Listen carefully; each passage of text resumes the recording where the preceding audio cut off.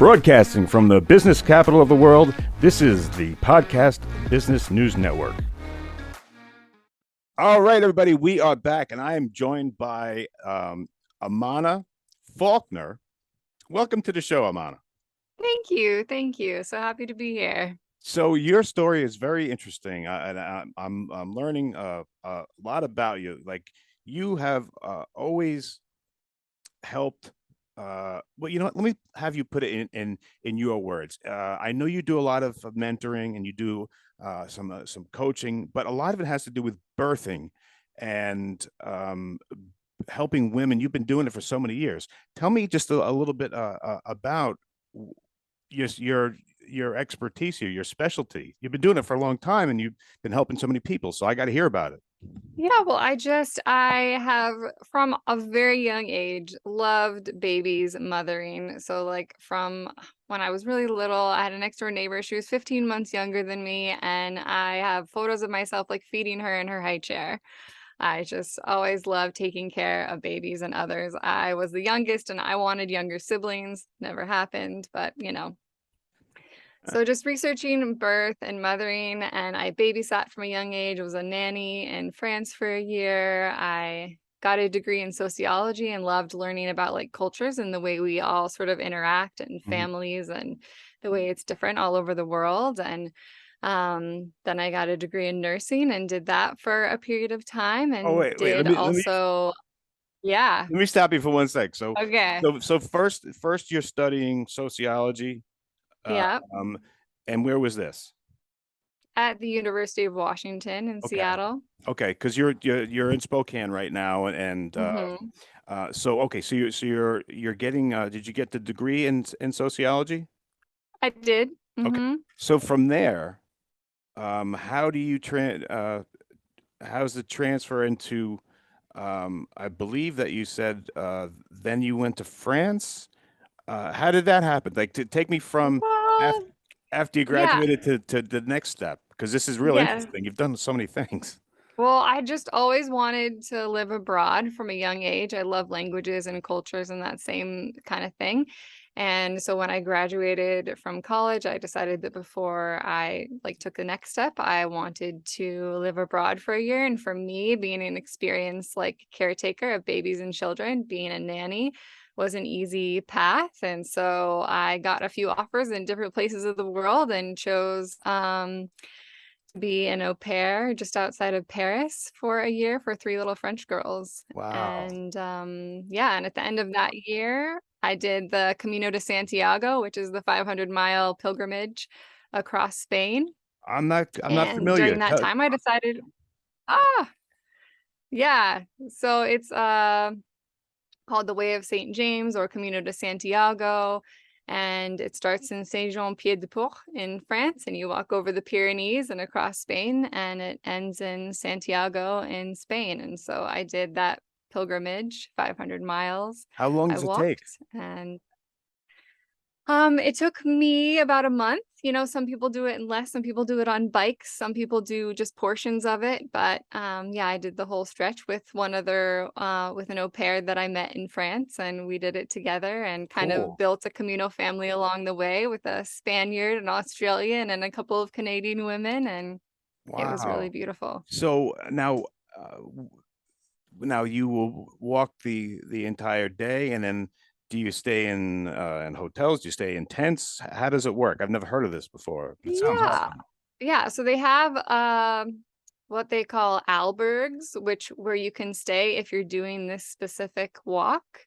You have like a what they call a pilgrim passport that you carry with you, and they stamp it, and it's much like a hostel with a bunch of beds, most of them. Okay. And you can stay there for free or for, very little money. And Mhm. so that's what we would do. And lots of restaurants along the way had specific meals, like three-course meals for people who were doing this pilgrimage as well. So cool. Now, going back, because it went so fast, but what did you must have learned something about yourself in France for that time that you spent there. Do you remember? Yeah, I mean, I've gathered almost 40 years now, and then I was in my, mid 20s. And at that time, I definitely, yeah, learned lots about myself. It was just really I loved experiencing the language and the culture and the way people did things differently. I was still pretty shy in that time period of my life. Not that I'm not shy now, but I've been practicing using my voice and talking more in the last many years, and so I mostly observed and witnessed, and I loved learning and seeing how their, like, caretaking of their children was different than it is in the United How States, is and it little different? things that they um, well, let's see, the things that stick out the most to me, maybe one thing that is like a memory coming up is sort of in the United States when people are caring for their kids, kids are asking for snacks all the time, and it's a very usual thing for people to be like feeding them, even if they're serving dinner and like someone's working hard to make dinner and then they're giving a snack before dinner's gonna happen. Mhm. And there, they were more like, "No, you can wait, dinner's gonna be in just a little while, and you go play," and, Right. not offering food before the food. Okay. And, in restaurants, children being out at restaurants at 10 o'clock at night was really normal. That's that And that that happened all the time. 10 o'clock at night, really? yeah, people ate later there, and the meals were longer, more leisurely, and, children did a great job sitting in restaurants late at night. I guess it's how you grow up. Like a lot of people grow up like I did. Like kids aren't really you don't really speak unless you're spoken to. I guess it's kind of old school how I grew up. Are did you find that the kids are more respectful to the parents in France, or is it just different everywhere? Yeah, I mean, it's different area, and I couldn't speak to all It's not a children in all general thing. situations. Yeah. I observed the family that I worked for and some other families surrounding that family, but I couldn't tell you Okay, across the I whole got you. country. So it seems Yeah. like you're an adventurer and you just want to get right into life and just so how did you hear about this what was it called again the Camino de yeah, Santiago. yeah, how did you hear about it and what made you decide to do it? Well, I heard about it from my friend Jordan. The She other au was pair? the au pair. Yeah, she's an opera singer, and she was there being a nanny and doing some more opera training while she was there. And she heard about it from her friend, and we were like, "Oh my gosh, yes, like, let's do that." And so we planned it kind of for the end of our year there in France, Okay. and And it took that's you what we did. like a month and Mhm. what would the day like entail? Like you would I guess wake up when the sun came up and then you would start going to and did you have a goal where hey we're going to make it to this the other word for hostel whatever it was called? Yeah, Alberg. Yeah, Alberg. we had loose goals, but we're also flexible, and it was hot when we started at the very beginning of July, so it was really, really hot, and so some days we would wake up, like, right as the sun was rising and, walk when the sun wasn't so bright and hot. Because you also Mhm. have to be mindful of, like, where's your next water source and things like that, and Okay. making sure you have enough with you. So sometimes we would be done walking by mid-afternoon and just settle in a, whatever little or big town we were in and get to experience the people and the Yeah. food there and all the other pilgrims that were on the same journey from so many different countries. It was a Sounds so cool. beautiful cultural experience. That sounds awesome. All right, so you get done with that. Now where do Yeah. your travels take you? So then after that, I came back to Washington State. And I was there for a while, and then I actually did go to Australia for a little while. I have relatives there and stayed there for a bit, and then came back and started doing prerequisites for nursing school. Okay. All right. Mhm. So you get into and you become a nurse. Where does the business sense come in, and where do you decide that you're going to be helping people in the way that you are now with the mentoring and if you could take that any way you want to take it. Mhm. Mhm. Yeah, I mean, I grew up in a very kind of follow the rules, follow the normal path family. Mhm. And as I've grown and sort of found myself, I've realized that I'm a much more out of the box person. And although, like, I loved some of the things that I got to do as a registered nurse and the ways that I got to be with people, I realized that I wanted to be with people in a maybe deeper, more unique way that could serve them better, that didn't, include certain, like, rules and restrictions on what I could and couldn't say or do or things like that. Okay. And so that's when I started branching out and serving women outside of the system in different And ways. when you say serving women, can you concentrate on that, because that's what we're leading to, is what you are really helping people with, and you found that thing that um, that you kind of didn't know, but we're building up to this moment for what you're doing now. If I can infer that, am I on the right track? Yeah, you are. I mean, and it took me also recognizing, finding, and witnessing other women like in the world that were kind of serving women in a similar way that I wanted to, that wasn't the maybe typical way that we would support women. Like, what do you Uh mean by that? Can you expand on that a little bit? I'm not quite sure I'm getting you. so I feel like in the birth world, like there's midwives, there's doulas, and they have like a specific role that's really regulated on what they can do, what they can say, how they can support women. And I found women that were serving and supporting women sort of outside of those like narrow paths that were more expansive and honoring what the actual woman wanted rather than what the system said she could support. Does Okay. that, I'm not Yeah, sure if I'm yeah, yeah. No, explaining it. I got that. So does that mean that when you say mentorship and you say coaching, will you will you work with a client or a woman that has just gotten pregnant and is going through the entire process, and you're there?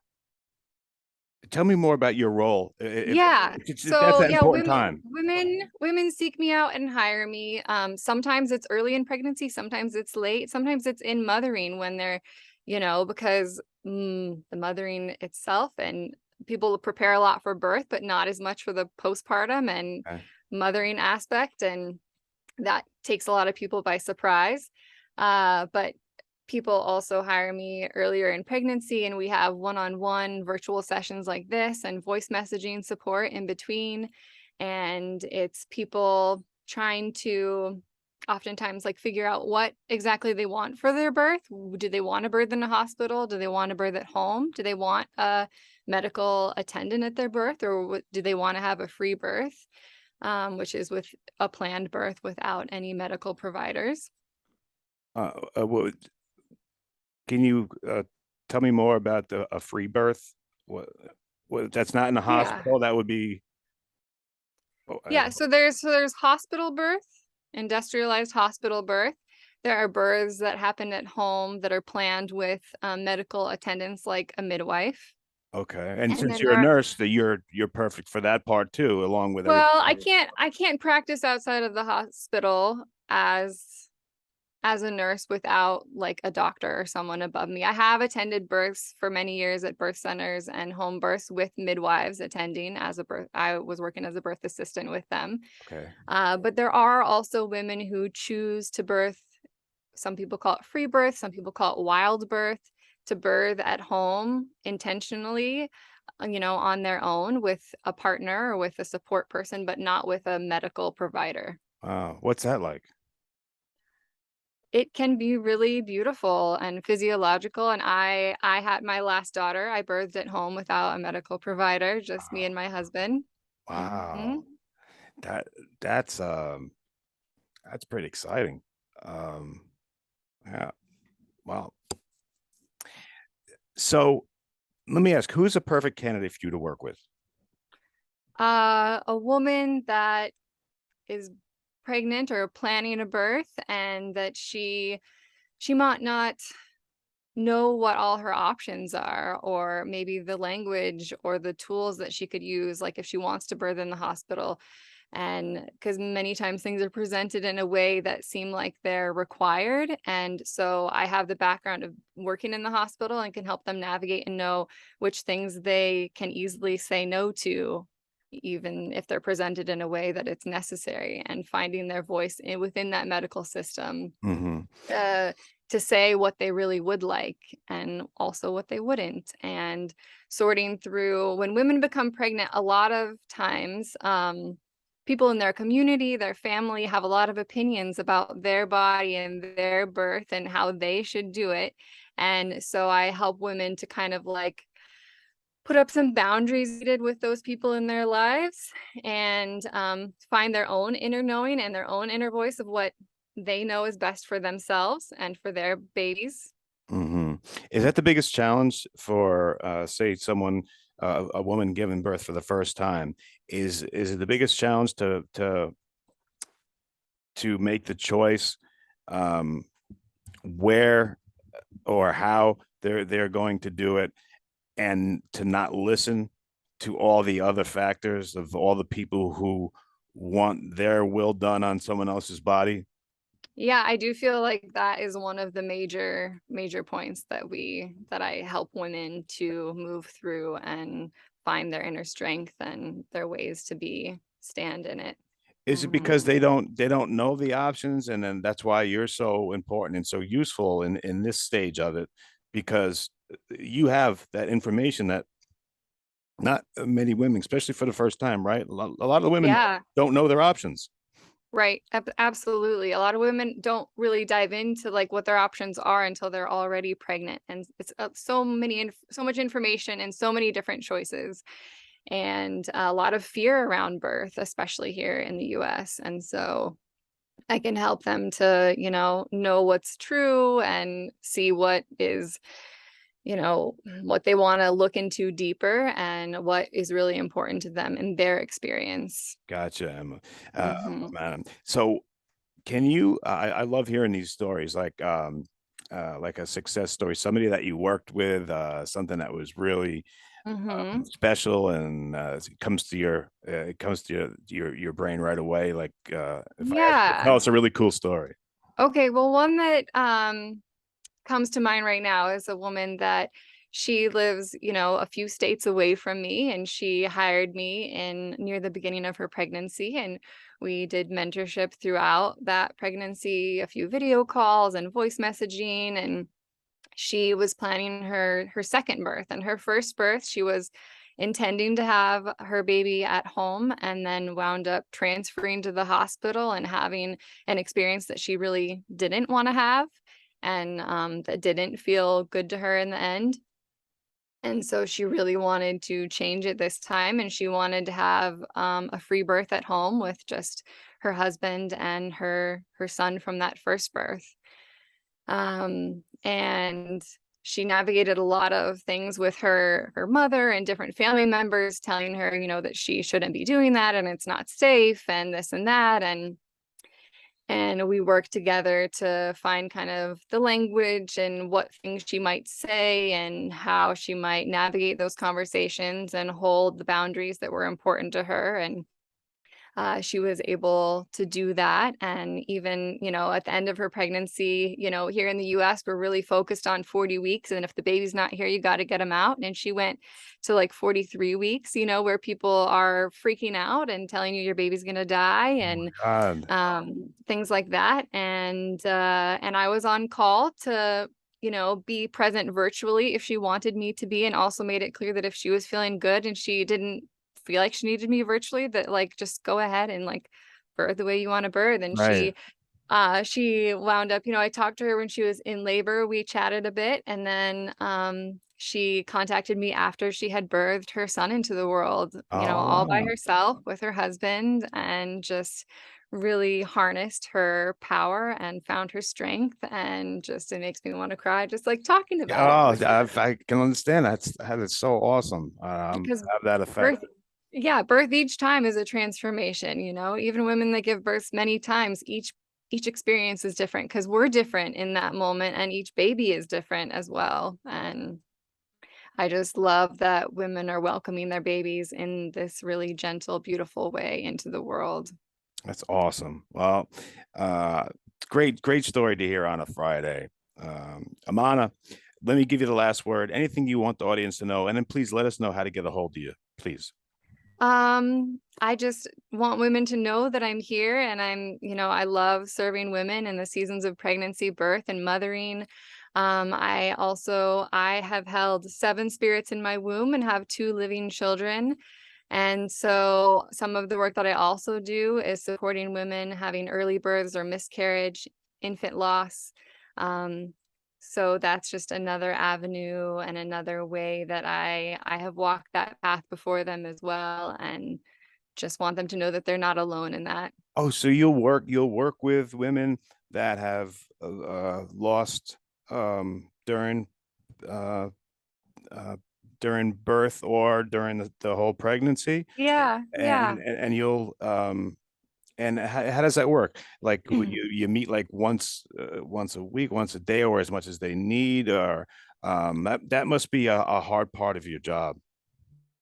It is, and it isn't as well because I've walked that path Yeah. myself, and, for me, it was really important to be able to have conversations with other women who had had similar losses and deaths in their life and seeing that they, you know, move through it and that grief comes in waves and that it's different as the years go on, and yeah. Yeah, I've Yeah. heard. I can only hear, but I've heard that the postpartum depression is no joke. I heard that is a real Mm-mm. thing. Will you help? Mhm. Will you help people with that? Absolutely, yes. So if people could try and just work with you because you don't. Does that happen every? Please excuse me. I really don't know too much about it. I'm learning Mhm. as we go here, but does that happen every time with women, or is it? It does not happen every time, clinical postpartum depression. I mean, all women experience the hormonal shifts after we give birth and also, like, birth the placenta, and then all our hormones are different, and if we're breastfeeding, then that's different as well, and so all of us experience that when we're birthing, but not all women experience postpartum depression, and Okay. postpartum depression can show up in the first weeks to, like, a year after a baby is born, so there's a huge range of what's normal Right. and So you might not even know that you're going to need your help until you're in it. until you're in it. Wow. Yeah. A lot of different variables here, right? And Yes. lucky enough, people got you. Women have you because you've been through it, and you've this is your gift, and you're helping so many women. Pretty cool. Once Yeah, again, so yeah. Go ahead. if women wanna find me, I my website is www.birthingnova.love, and I also have a podcast called The Heart of the Soul, where we share stories as women, wildly walking this earth. That's great. Where can we hear that? The Heart of the Soul is on, Apple Podcast, on Spotify, all the normal platforms. Okay. All right. Well, I got to thank you so much. And I know there's people that wrote in, but we'll save those. But what a pleasure. And thanks for sharing. And Yeah, I'll pretty see you awesome next what you do. Friday. Yeah, Awesome. All right. cool. Are you looking for even more of the podcasts and hosts that you love? The Podcast Business News Network is proud to announce that you now have even more ways to listen live. Check out the MyTuner Radio, online radio box, and Simple Radio apps on iOS and Android, or find us online. Search for Business News Network on mytuner-radio.com, or search Podcast Business News Network on streama.com and onlineradiobox.com/US. Take your podcast on the go and don't miss a minute of the action.